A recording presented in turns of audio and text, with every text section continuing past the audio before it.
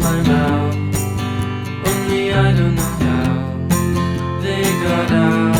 You turned me back into the bed I was when we met. I was happier then with no mindset.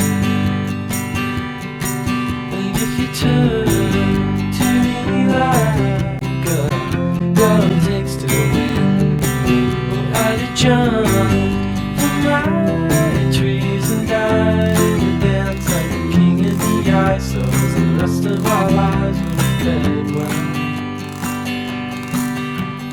new slang when you notice the stripes. Superate la Dragon's Gate e proseguite lungo la Grand Avenue.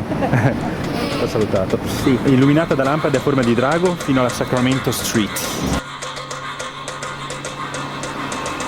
Una volta varcata la Dragon Gate, la porta di Chinatown, donata dallo Stato di Taiwan nel 1970, vi ritroverete in quella che al tempo dei suoi famigerati bordelli si chiamava DuPont Street.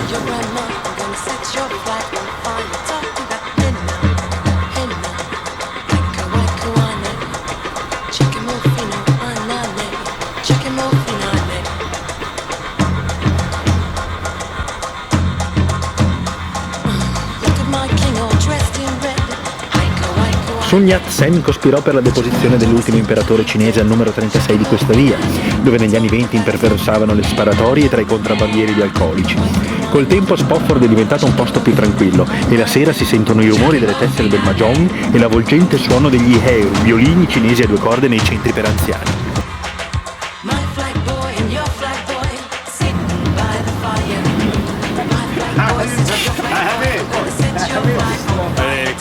Qui si fa proprio la scriveva la sceneggiatura del padrino.